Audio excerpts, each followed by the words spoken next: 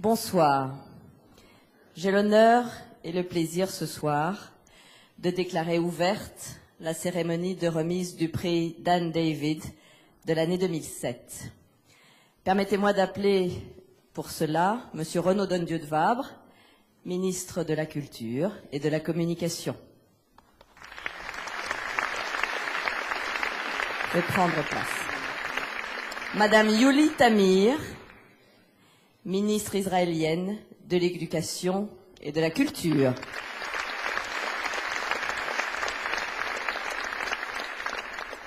Monsieur Dan David, fondateur du prix.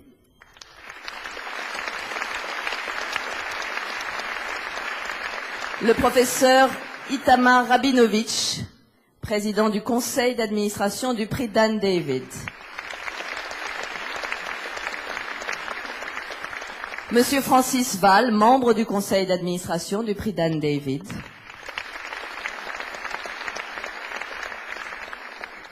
Je demande maintenant aux lauréats de ce prix Dan David de l'année 2007 de venir me rejoindre. Et tout d'abord, Monsieur Thomas Le Goff, fils du professeur Jacques Le Goff.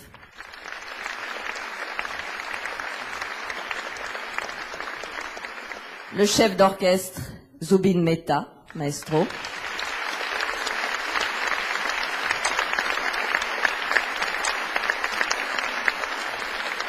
Monsieur Pascal Dussapin, compositeur.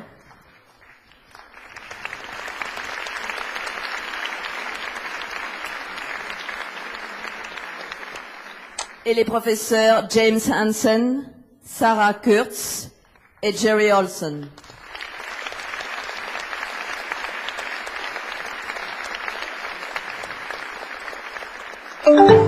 Monsieur le ministre, Madame le ministre, Monsieur et Madame Dan David, Mesdames et Messieurs, le prix Dan David récompense les visionnaires qui contribuent au progrès de l'humanité dans l'ensemble des champs de la connaissance artistique, culturelle et scientifique.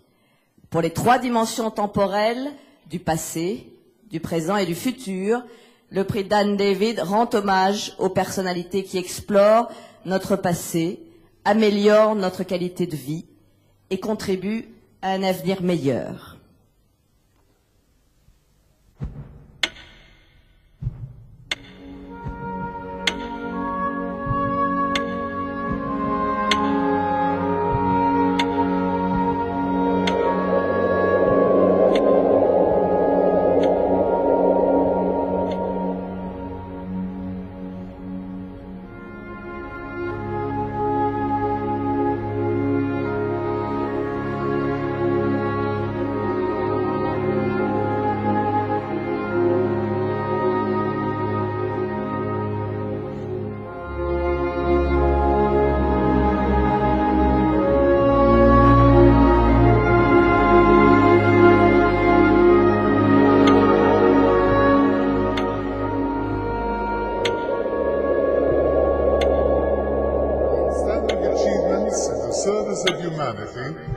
Advancement of the frontiers of knowledge and the universal goals of excellence, creativity, humanism and progress is awarded for the... Founded in 2002, the Dan David Prize is an international enterprise endowed by the Dan David Foundation and headquartered at Tel Aviv University.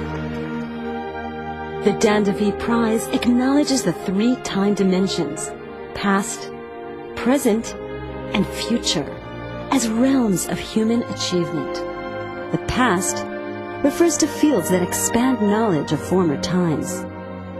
The present recognizes achievements that shape and enrich society today. And the future focuses on breakthroughs that hold great promise for improvement of our world. Each year, the International Board chooses to recognize a different field within each time dimension. Our laureates continue to represent the foremost achievements that humanity reaches in understanding our past, in building our present, in dreaming our future.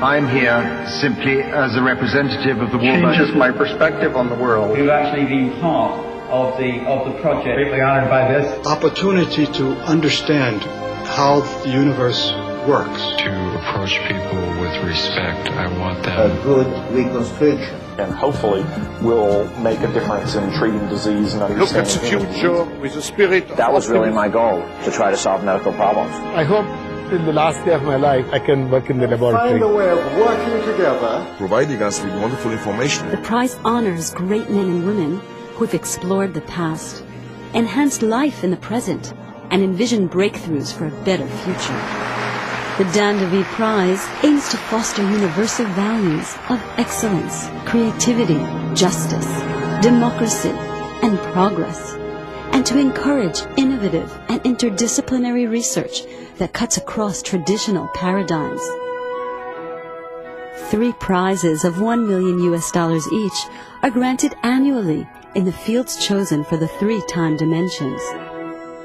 Dan DeVito Prize laureates donate 10% of their prize money to young researchers in their respective fields, thus contributing to the community and fostering a new generation of scholars worldwide who exchange ideas through the Scholars Forum.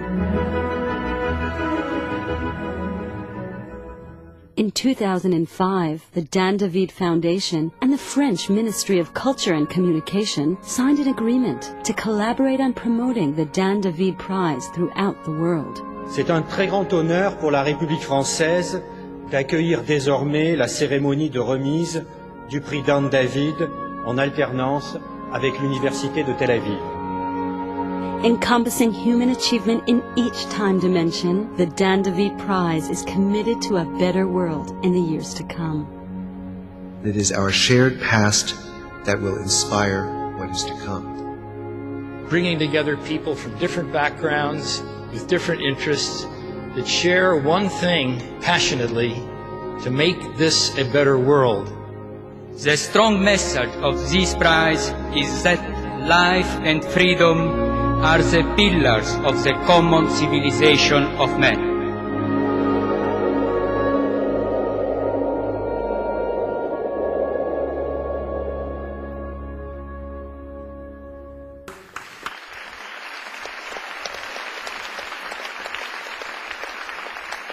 Et je demande maintenant à Monsieur Renaud Donnedieu de Vabre de venir nous rejoindre.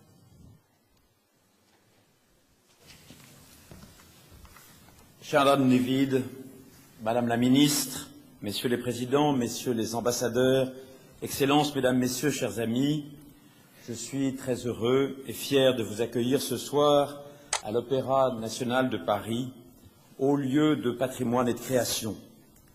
C'est la première fois depuis sa création en 2001 que la cérémonie de remise du prix Dan David a lieu en France, et je suis particulièrement fier que ce bel événement se déroule ici, au Palais Garnier, écrin privilégié du dialogue entre les époques, entre les générations, entre les cultures.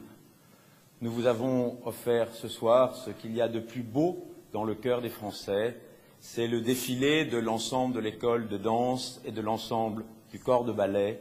C'est tout simplement pour vous dire merci. Toute la succession des hommes pendant la longue suite des siècles, a écrit Pascal, doit être considérée comme un seul homme qui subsiste toujours et qui apprend continuellement. Il est des hommes exceptionnels qui, par leur talent, par leur intelligence, par leur courage, par leur excellence, contribuent à ouvrir chaque jour de nouvelles portes à l'humanité, à faire reculer les frontières qui en limitent le développement et l'épanouissement. Ces hommes et ces femmes donnent tout leur sens aux mots de Pascal, en réconciliant par leurs efforts, leur travail, le passé, le présent et le futur. Ils libèrent des horizons nouveaux au devenir humain. Le prix Dan David veut encourager et récompenser ces visionnaires, dont les progrès font avancer l'humanité tout entière dans l'ensemble des champs de la connaissance, artistique, culturelle et scientifique, qui recouvrent ces 3 dimensions du temps, depuis l'archéologie jusqu'aux dernières découvertes en sciences biomédicales.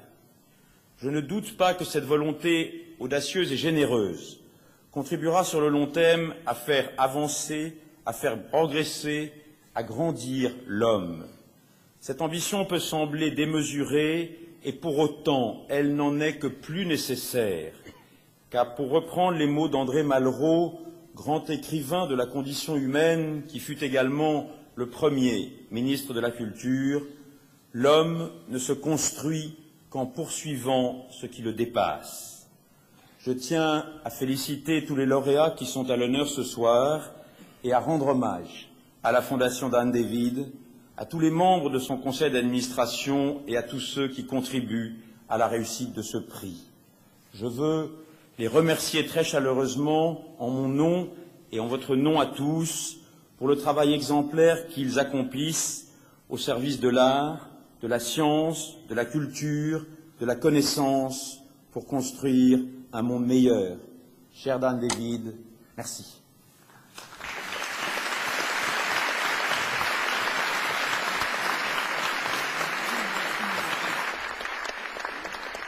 Merci, Monsieur le Ministre. Et j'invite maintenant Monsieur Dan David, le fondateur du prix Dan David, à prendre la parole. Puis-je dire, après ces belles paroles de Monsieur le Ministre, seulement répéter que je suis particulièrement ému et heureux que nous retrouvions tous ici, dans ce temple magique de la musique, ce monument à la culture, dont l'histoire remonte bien au-delà des 132 ans de l'inauguration du Palais Garnier. L'Académie royale de musique a été déjà fondée en 1669 par Louis XIV. Nous célébrons donc la musique et l'histoire dans cet endroit où histoire et musique se rejoignent. Nous assistons ce soir à la 6e cérémonie de remise des prix Dan David, mais à la première à Paris, aboutissement d'un accord de collaboration avec le gouvernement français et plus particulièrement avec le ministère de la Culture et de la Communication. Je tiens ici à exprimer ma profonde reconnaissance à son ministre, qui dès le premier instant a compris tous les enjeux de ce prix, mais pas seulement les enjeux de ce prix, tous les enjeux culturels qui sont possibles, et seulement ce qu'on vient d'apprendre, Dubaï, le Louvre, New York, le monde entier, le rayonnement de la culture française. Et je suis tellement heureux que nous soyons associés à tous ces projets, à toutes ces initiatives du ministère et de Monsieur le ministre de la Culture et Communication. Comme Joséphine Baker l'a admirablement chanté, j'ai également deux amours, l'histoire et la France. Et les deux trouvent une parfaite symbiose ce soir à travers cette cérémonie. Dans ma famille de culture francophone, mes héros, au cours de mon enfance et de mon adolescence, furent français. Les épopées napoléoniennes, la bataille d'Austerlitz, les vers de Victor Hugo, 1811, me remplissaient l'esprit, peuplaient mes rêves. Après 60 ans, je pourrais encore vous les réciter, mais je ne le fais pas ce soir, on n'a pas le temps de le faire. Permettez-moi de vous donner quelques explications quant au mode de sélection de lauréats. Chaque année, le Conseil se réunit pour choisir les 3 domaines spécifiques retenus au sein des dimensions temporelles, passé, présent et futur. Cette année, par exemple, l'histoire, la musique contemporaine et les recherches énergétiques. Des comités de sélection indépendants sont formés autour de personnalités éminentes au sein de la communauté internationale académique et de spécialistes dans chacune des disciplines retenues. Les lauréats de l'année seront ensuite choisis par le Conseil du prix parmi les finalistes recommandés par ces comités de sélection. Cette année aussi, les comités de sélection nous ont présenté un magnifique choix. Il est devant vous. Le Conseil du prix a pu ainsi prendre les décisions que nous apprécions tous. Les 3 dimensions temporelles nous permettent, année par année, de couvrir tous les domaines de l'activité de la pensée humaine, au moins jusqu'au moment où on n'aura pas découvert la 4e dimension. Si parmi les lauréats 2007, 2 sont français, cet heureux hasard n'est nullement dû à leur nationalité, mais à leur mérite personnel, et vous m'en voyez d'autant plus ravi. Le travail de sélection des lauréats a été et sera toujours difficile. Les progrès de la science, d'une année sur l'autre, jour après jour, élargissent le nombre potentiel des lauréats.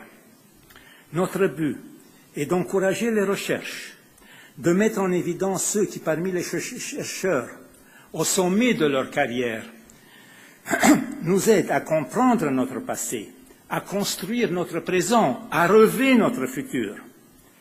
Et c'est également dans ce même esprit que pour préparer les futures générations, chaque lauréat attribue 10% de son prix au financement de la recherche des jeunes chercheurs ou des étudiants brillants dans leurs disciplines respectives, dans la même discipline qu'eux-mêmes, pour contribuer à l'avancement de leurs travaux.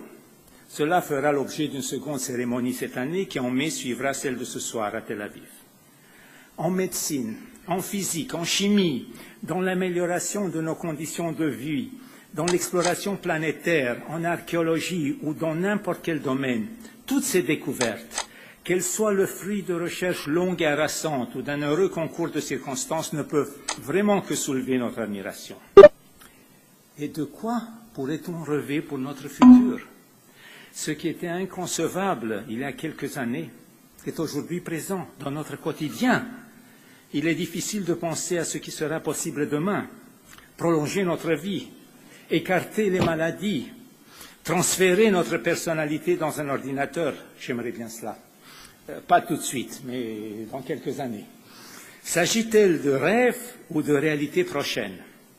L'espoir de notre prix est justement pour les années à venir, et pourquoi pas pour les siècles à venir, de contribuer à la transformation de ces rêves en réalité. Je vous remercie et je vous remercie encore une fois, Monsieur le Ministre.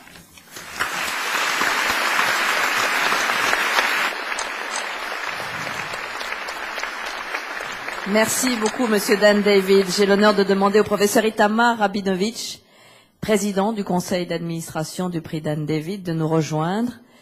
Je crois qu'il va inviter Madame Yuli Tamir à venir aussi à ses côtés, ministre israélienne de l'Éducation et de la Culture.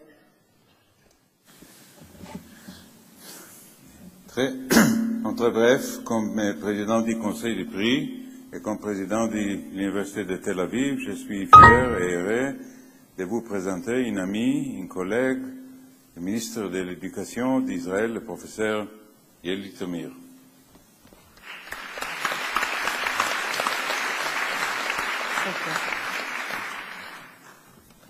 The Honorable Minister of Culture and Communication, Mr. Dan David and his wife, Mr. Itamar Rabinovitch, President of Tel Aviv University, and it's a pleasure for me to thank you, Mr. Dan David, for making Tel Aviv University your home in Israel.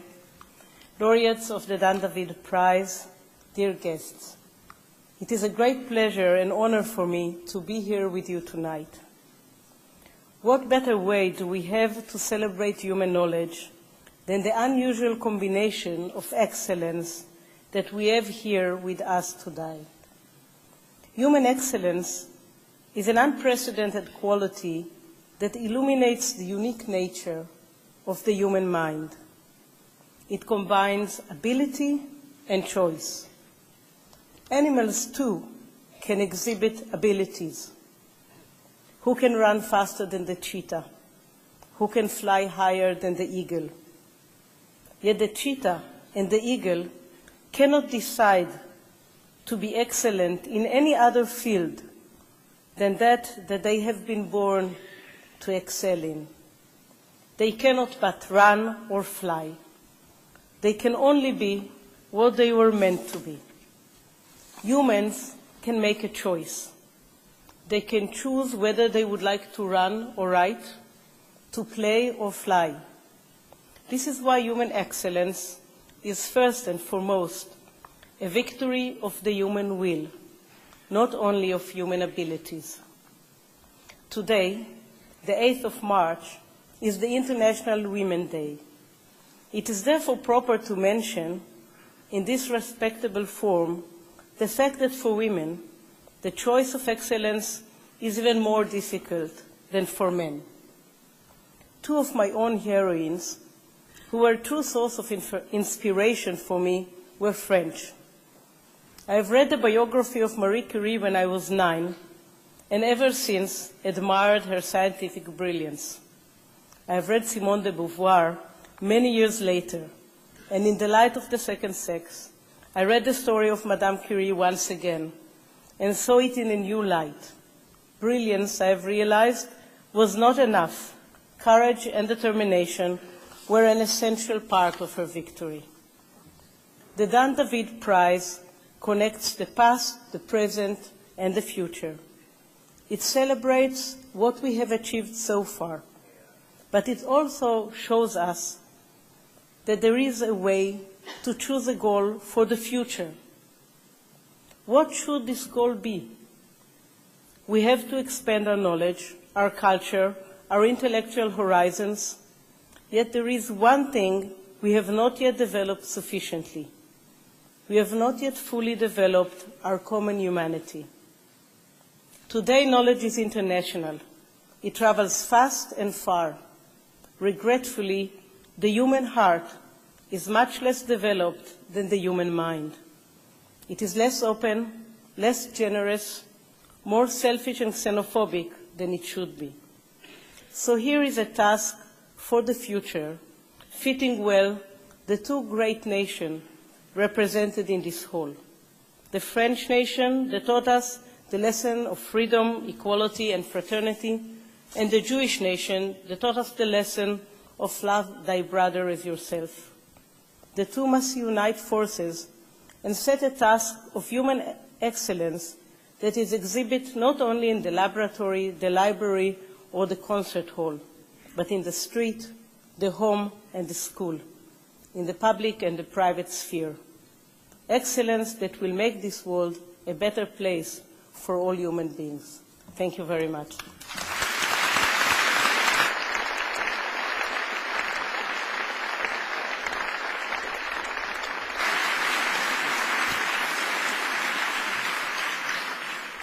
Merci, Madame le Ministre. Le prix Dan David pour la dimension temporelle du passé récompense cette année les historiens auteurs d'écrits majeurs.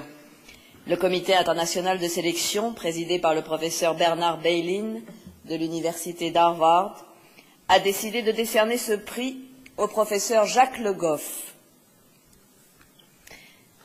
Nous certifions que le 8 mars 2007, le prix Dan David, qui récompense les réalisations d'exception contribuant au progrès, est décerné pour la dimension temporelle du passé dans le domaine historien, auteur de travaux majeurs, au professeur Jacques Le Goff, pour ses recherches, ses articles et ouvrages qui font de lui l'un des plus éminents historiens spécialistes du Moyen-Âge, parce qu'il est l'un des pères fondateurs de l'anthropologie historique, approche fondée sur la collaboration multidimensionnelle et imaginative de l'histoire et des sciences sociales.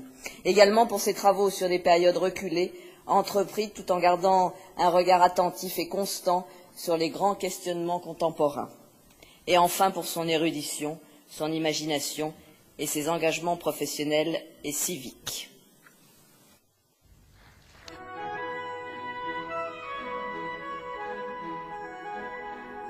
L'histoire, c'est la science des hommes dans le temps. Et une des façons de repérer, de marquer, de maîtriser le temps, c'est la chronologie. J'ai eu deux objectifs essentiels. L'un qui a été de contribuer à changer l'image que l'on avait du Moyen-Âge. Ce n'est même pas tellement le Moyen-Âge de la foi, le Moyen-Âge des cathédrales, bien que ça existe, mais c'est le Moyen-Âge qui crée. C'est le Moyen-Âge qui considère que l'intellectuel, la raison sont des choses essentielles. Le second objectif, c'est de montrer que le Moyen-Âge a été une époque très importante pour l'élaboration de l'Europe. Qu'est-ce qu'il fait, l'historien? Eh bien, l'historien, il construit ses faits à partir des documents et il leur pose des questions. C'est la conception dite de l'histoire-problème. Le mot religion n'existe pas. Il apparaît au XVIIIe siècle. On n'a pas besoin avant. Non, exactement. Mais exactement. On n'en a pas besoin. Parce que tout est religion. Et puis, à partir d'un moment, on voit apparaître un mot. Il y a, entre le paradis et l'enfer, un lieu qui s'appelle le purgatoire. Et je pense que ça a été très important pour l'évolution d'ensemble de la pensée chrétienne et du gouvernement des hommes et des femmes, parce que on ne considérait plus qu'il y avait les bons et les méchants, mais qu'il y avait l'introduction de la nuance, l'introduction de ce qu'on appellera plus tard le juste milieu, etc. Et que par conséquent, la société et la pensée chrétienne devenaient beaucoup plus souples.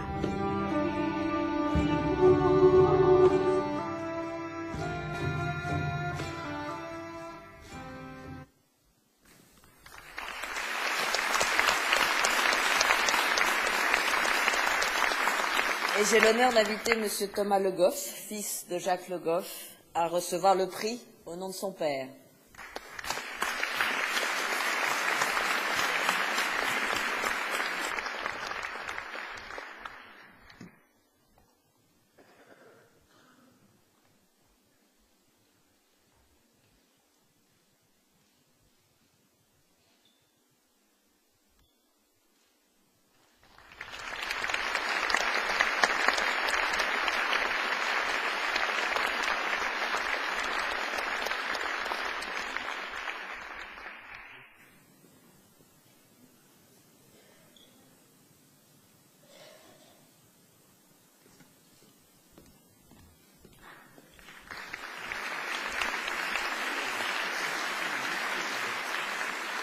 Et ne pouvant être à nos côtés ce soir, le professeur Jacques Le Goff nous a transmis ces quelques mots dont je vais essayer de me faire le messager.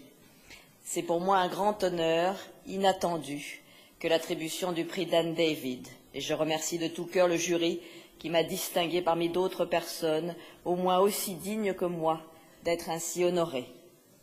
S'il était normal que le prix qui m'est décerné soit placé sous le signe du passé, il est particulièrement réconfortant pour un historien comme moi qu'un prix prestigieux se réfère au passé. Bien que l'histoire d'Israël et de la France se présente de façon extrêmement différente, il est pertinent que ces deux États patronnent une dimension du temps qui, dans sa diversité, représente l'une des bases de leur personnalité, de leur richesse et de leur dynamisme. À l'époque actuelle de la mondialisation, les préoccupations économiques sans profondeur historique tendent à prendre le pas sur les traditions et sur le tremplin que le passé représente pour les peuples et pour les nations. Loin d'être, comme certains l'ont prétendu, une pensée paralysante, l'histoire anime et explique une évolution. Elle est tradition, mais aussi changement. L'histoire entretient des relations étroites et complexes avec la mémoire. Il n'y a pas d'histoire sans mémoire. La mémoire est la nourriture et l'impulsion de l'histoire, mais la mémoire la plus légitime peut déraper, et c'est le devoir de l'histoire et des historiens de la maintenir dans le droit fil de la vérité et de la justice. J'ai consacré la plus grande partie de mon enseignement et de mon œuvre à la période baptisée en France médiévale. Cette période qui a été longtemps dénigrée par les descendants des humanismes et des hommes des Lumières s'est révélée beaucoup plus riche, beaucoup plus positive, beaucoup plus créative qu'on ne le dit. Certes, elle a aussi ses ombres, et il convient que les médiévistes les dénoncent pour que l'avenir ne reproduise pas de tels crimes, aussi bien les persécutions de l'Inquisition que celles de l'anti-judaïsme ou de l'anti-islamisme. Un certain nombre d'ouvrages essentiels sont la base et la lumière donnée par le passé à l'histoire et à l'avenir. Le médiéviste que je suis est particulièrement sensible au poids de l'histoire de la Bible, des évangiles, mais aussi de toutes les pensées philosophiques qui, depuis Abélard, auteur d'un dialogue entre un chrétien, un juif et un musulman, ont prôné la tolérance et une laïcité respectueuse des diverses foi religieuses. Jacques Le Goff.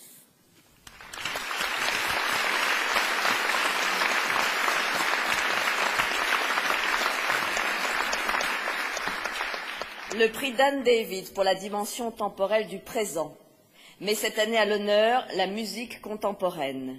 Présidé par le Dr James D. Wolfenson de l'Institut des études avancées de Princeton, le Comité international de sélection décerne ce prix, d'une part au maestro Zubin Mehta et d'autre part à M. Pascal Dussapin.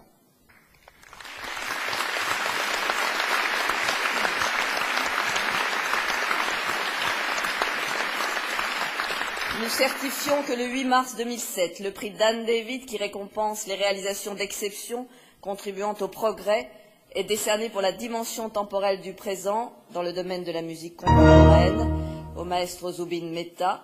Zubin Mehta, vous êtes l'un des plus célèbres chefs d'orchestre au monde. Ce prix rend hommage à votre direction flamboyante, à la tête de formations prestigieuses, tout comme à votre sens exceptionnel de la responsabilité à l'égard d'autrui, qui vous a porté à exprimer ses talents à travers le monde, devenant ainsi une preuve vivante de la capacité de la musique à rapprocher les cultures et à renverser les barrières sociales et politiques.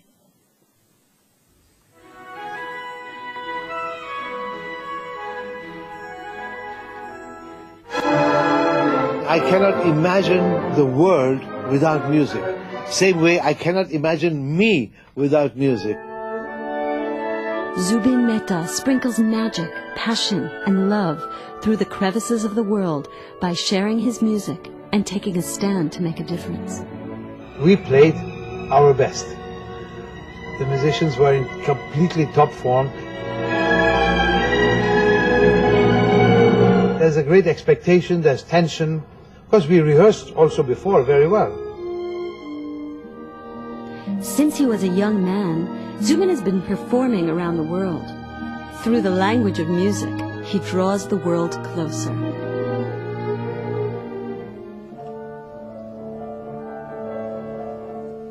Conducting literally thousands of performances of important orchestras and musical events throughout the globe, Zubin Mehta has inspired audiences and given great opportunity to young musicians.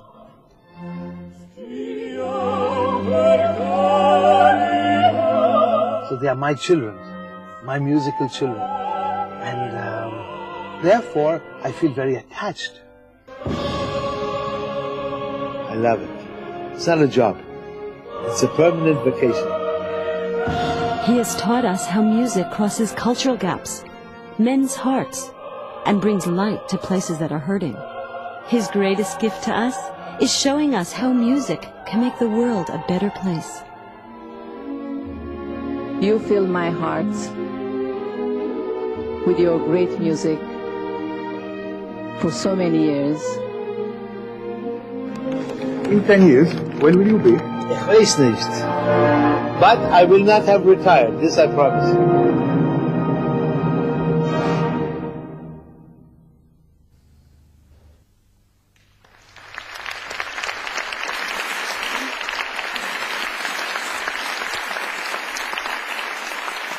Et j'ai l'honneur de vous inviter, Maestro Zubin Mehta, à venir recevoir votre prix.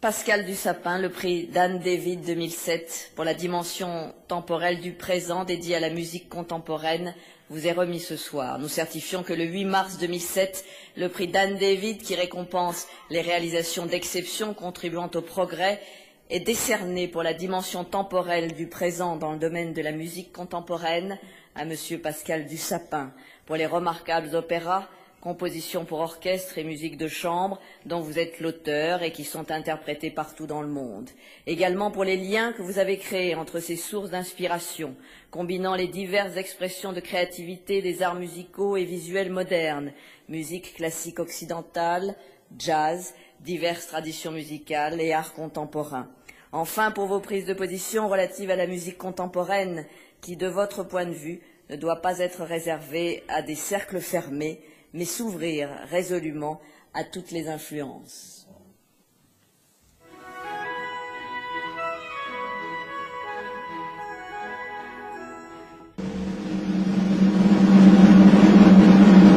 Bon, on y va. Quitte à dire n'importe quoi, faisons au moins quelque chose. Alors l'orchestre fait boum. C'est une interprétation. Je sais exactement ce que je veux dans la musique, mais j'ai pas de conception figée sur l'interprétation de mes partitions.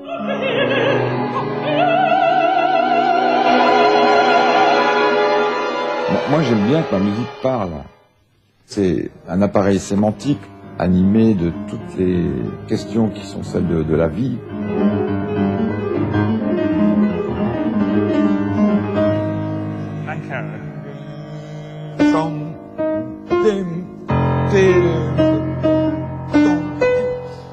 Je crée, moi, des zones de décompression, des zones de faiblesse, hein. Des zones où les choses sont moins sûres, harmoniquement, rythmiquement. Alors tout ça crée de l'intensité, de l'émotion, tout ça crée du lyrisme, en fait. Prenons dans la musique la question du concerto. Qu'est-ce que c'est un concerto? Des gens, c'est une personne qui joue d'un instrument, et puis derrière, il y a un gros orchestre. Et tout ça, c'est la lutte, quoi. C'est-à-dire, tout ça, c'est une machine sociale qui va vers le soliste. Voilà, c'est un problème philosophique de relation entre l'individu et la société. Ouais, mais le piano doit être enrobé comme ça par l'orchestre. Hein. Il faut qu'il sorte comme ça.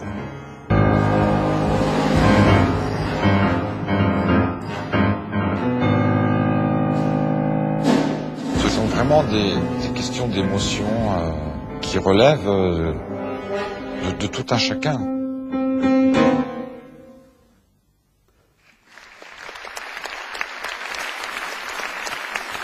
Alors j'invite Monsieur Pascal Dussapin à venir recevoir son prix.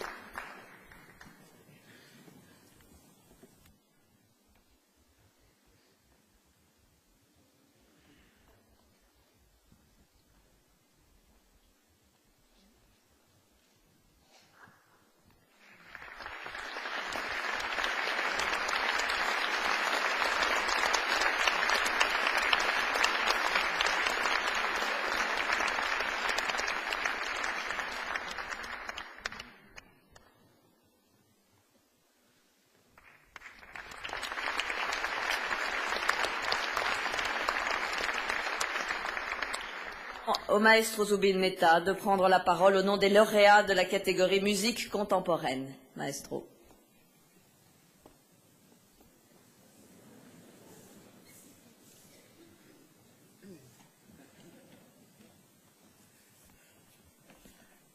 Mesdames et messieurs, quel honneur.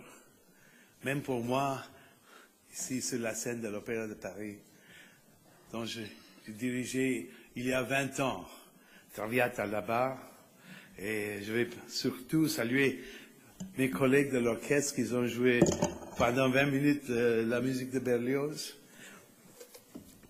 Et je veux vraiment remercier M. Dan David pour la vision qu'il a eue, inventer le prix complètement exceptionnel. Les dimensions qu'on a, c'est une éducation pour moi ce soir ici. Vraiment. Parce que les simples musiciens, qu'est-ce qu'on fait? On ne fait pas jamais assez pour le futur, jamais assez pour la paix. Et le gouvernement ne nous utilise pas aussi. La musique peut être tellement une force de nature. Je vais parler un peu en anglais aussi parce que mon français est désastreux. No, no.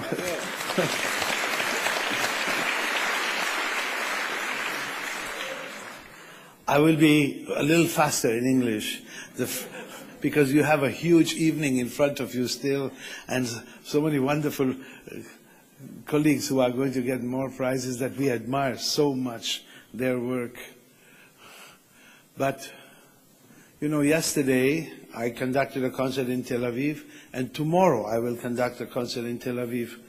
But what is very close to my heart that we are doing is a school of music that we have founded with my friend Joseph Buchmann at the University of Tel Aviv, where we hope in the future to attract musicians from all over the world to come to this little country of Israel to learn music that they will play for the whole world in the future. We are trying in a very small way, and our ambition and dreams are that in the future there will be Israeli Arab musicians in the Israel Philharmonic Orchestra. We are working towards that goal. We are training professors to go to cities like Nazareth to teach young Arab children, to bring them to us. There is a great talent. These two people in the Middle East have enormous possibilities when they, one day, inshallah, will live together in peace. There is enormous possibilities.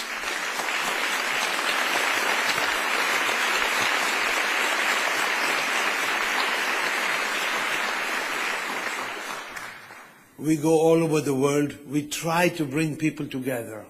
In a small way, in Israel, we give concerts where Arabs and Jews are sitting together, like last summer, the Beethoven's Ninth Symphony, this enormous, majestic temple of music where two people who are basically in a crisis situation hear Beethoven together, stand up and are shaking hands. So at least for that 1.5 hours, there is peace amongst them. And this multiplied 1,000 times all over the world will make a difference. And that's where the music can be a force of bringing people together, bringing people in my country, in India, that we can bring Pakistanis and Indians together, and in Korea bring them together. Music can do that. They will not change history, but they will bring people together to smile at each other. And this is a good start, ladies and gentlemen. This we try in a very small way, and we, as I said before, il faut demander les gouvernements du monde d'utiliser les musiciens de faire cette mission.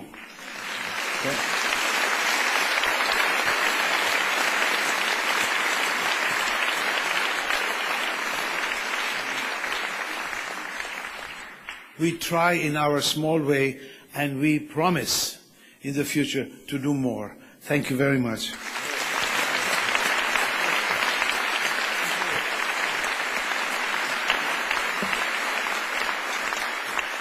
Merci, Maestro. Le prix Dan David 2007 de la dimension temporelle du futur est dédié à la promotion des sources d'énergie renouvelables. Présidé par le professeur Sherwood Rowland de l'Université de Californie à Irvine, le Comité international de sélection des candidats décerne le prix au Dr James Hansen et au Dr Sarah Kurtz et Jerry Olson. Dr James Hansen, le prix vous est remis. Nous certifions que le 8 mars 2007, le prix Dan David, qui récompense les réalisations d'exception contribuant au progrès, est décerné pour la dimension temporelle du futur dans le domaine de la promotion des sources d'énergie renouvelables au Dr James Hansen pour votre sensibilisation du public aux variations de l'équilibre énergétique de la Terre et en particulier pour votre contribution fondamentale à la recherche climatique, votre compréhension exhaustive des mécanismes de déperdition d'énergie dans l'espace et des perturbations de l'équilibre énergétique planétaire, les éclaircissements que vous avez apportés sur les mécanismes responsables de l'effet de serre dus aux émissions de gaz et d'aérosols et sur les moyens d'en restreindre l'accumulation.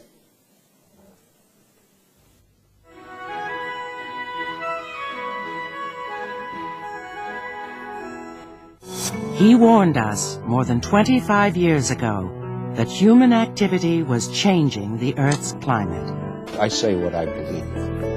I think we have less than a decade to avoid passing what I call a point of no return.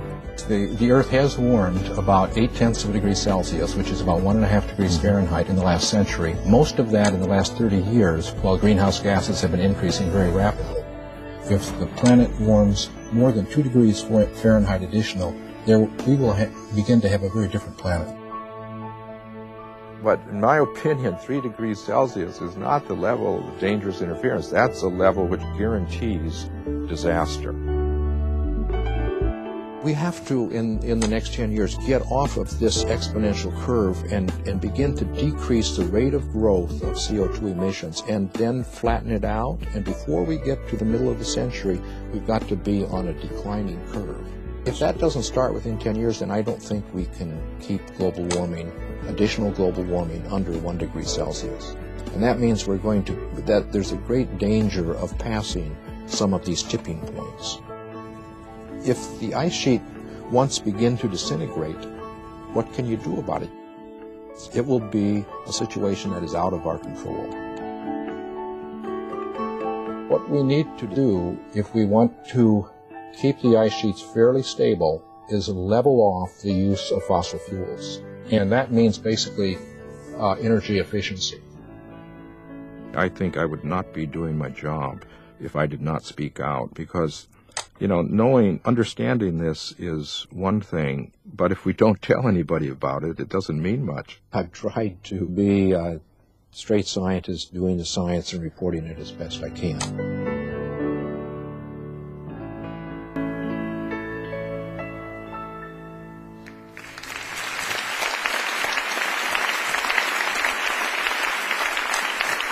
Et j'ai l'honneur d'inviter le Dr James Hansen à venir recevoir son prix.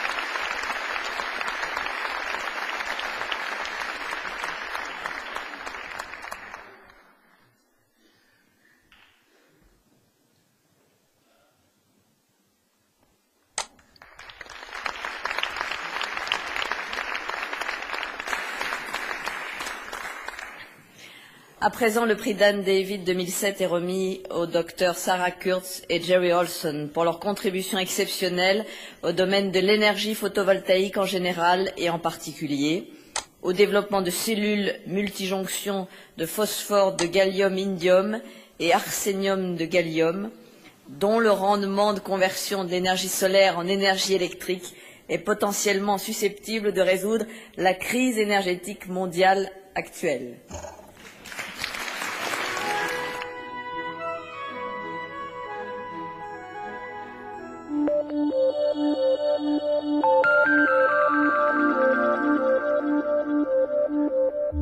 We basically invent, and develop and study solar cells.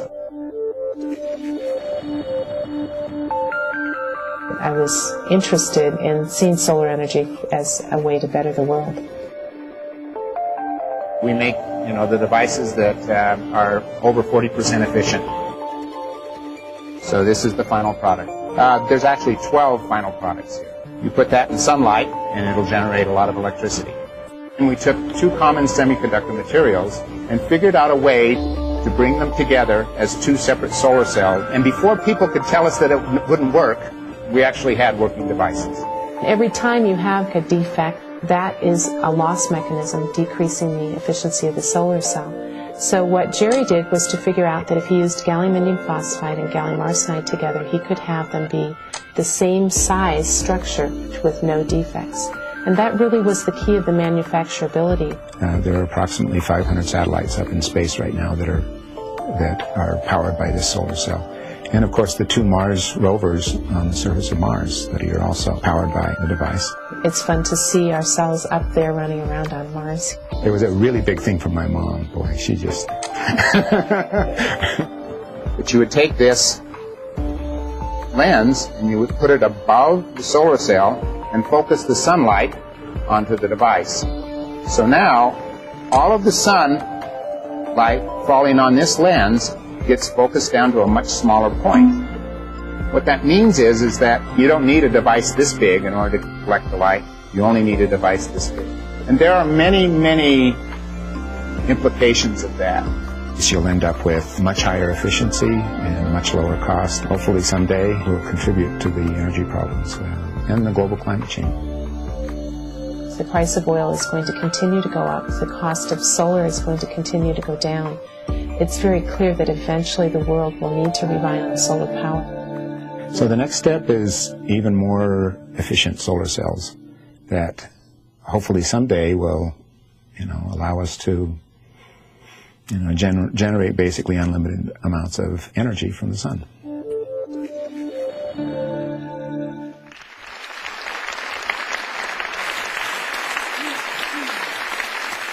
Dr Sarah Kurtz et Dr Jerry Olson, veuillez venir recevoir votre prix.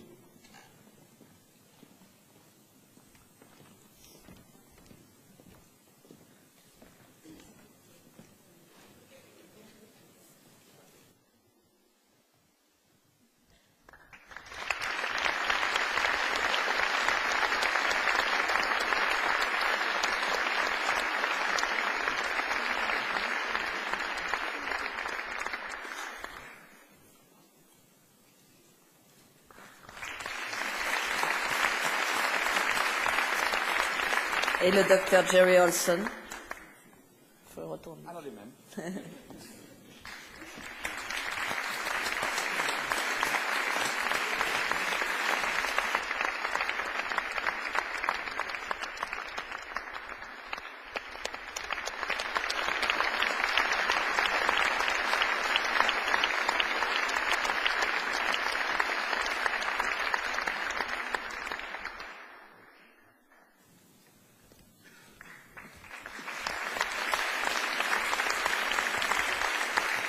Et j'invite le Dr James Hansen à venir prendre la parole au nom des lauréats de la catégorie sources d'énergie renouvelable.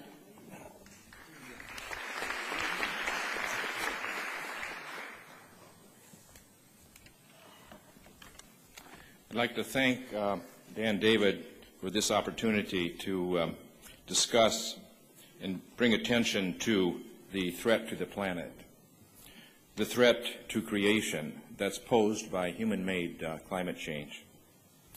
And I'd like to note the wisdom of the Dan David Prize Board in drawing attention at the same time to the potential of clean, renewable energy. The co-recipients, Sarah Kurtz and Jerry Olson, their innovative work improving the efficiency of abundant natural solar power helps us to achieve a brighter future for humanity, even as we pursue our quest for energy.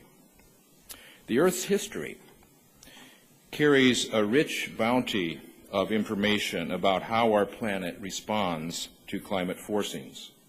Climate changes slowly at first, as the Earth has great inertia. But this inertia is a mixed blessing. If climate change reaches a crescendo, change can achieve a momentum out of our control with great dangers for humans and other creatures. Scientists have a natural reticence. We must be skeptical and test conclusions. Yet we must speak clearly when we have information. And 1/4 of the carbon dioxide that we put in the air by burning fossil fuels stays there forever, more than 500 years. So we cannot burn all of the fossil fuels without destroying the planet that we know.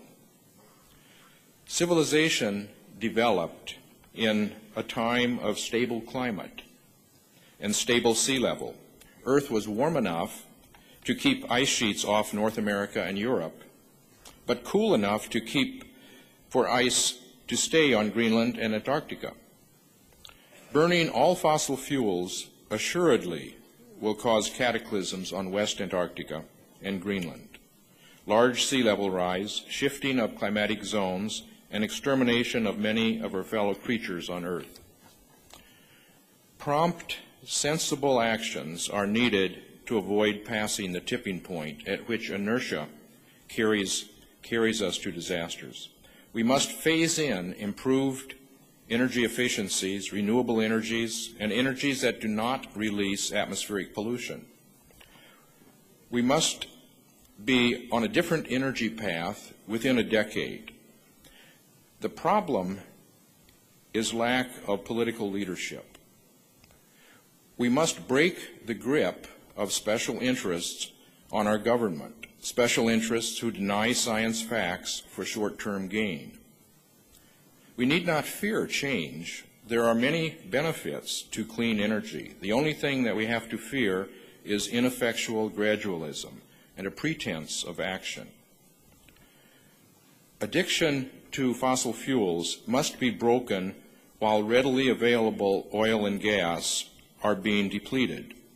These fuels are enough to take us to the brink of planetary calamity. We cannot then cook every drop of oil from tar shale and tar sands or pursue the last drop of oil from the most remote location. One implication is a need for a gradually increasing price on carbon emissions to drive innovation of clean energies. This must be explained honestly to the public, and the public must be provided options to reduce emissions and limit their costs. People want to exercise responsible stewardship for the planet, but individual actions in the absence of standards and policies cannot solve the problem. We must demand leadership from those we elect to lead. We can still preserve creation and achieve a cleaner, healthy environment. But substantive action must begin soon so that we can be on a fundamentally different course within a decade. Thank you. Thank you.